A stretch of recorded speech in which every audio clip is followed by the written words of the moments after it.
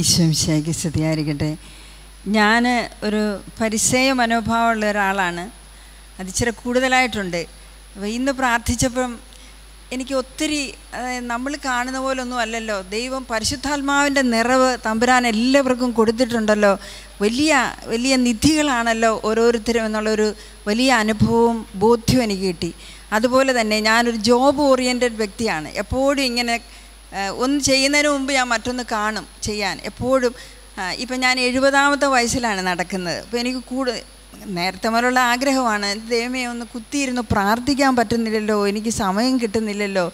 അപ്പം എനിക്ക് അങ്ങനെ ഒരു വേദന എപ്പോഴും മനസ്സിലുണ്ട്. പക്ഷേ ഇന്ന് 3 പേരും ഞങ്ങൾ 3 പേരും 2 പേര് എനിക്ക് വേണ്ടി പ്രാർത്ഥിച്ചപ്പം അവരിലൂടെ എനിക്ക് കിട്ടിയ ഒരു ഉൾക്കാഴ്ചയും നേരത്തെ എനിക്ക് പലരിലൂടെയും കിട്ടിയ ഉൾക്കാഴ്ച ഇതാണെന്നേരം എനിക്ക് കൂടുതൽ ബോധ്യപ്പെട്ടു. അതായത് കർത്താവിന് ഓരോരുത്തരെ കുറിച്ച് ഓരോ പദ്ധതിയുണ്ട്, അത് പൂർത്തീകരിക്കപ്പെടണം. അത് ഇപ്പം എനിക്ക് ജോലിയാണ്, ഞാനത് ചെയ്തേ പറ്റൂ. കർത്താവ് അതിനു വേണ്ടിയാണ് എന്നെ ഇവിടെ അപ്പോയിൻ്റ് ചെയ്തിരിക്കുന്നത്. അങ്ങനെ ഒരു ബോധ്യവും ഉൾക്കാഴ്ച എനിക്ക് കിട്ടി. ഇന്നത്തെ എല്ലാ അനുഗ്രഹത്തിനും നന്ദി. Thank you. എന്നിട്ട് പരിസേന എവിടെ പോയി? അടുത്ത ആൾ വരാം.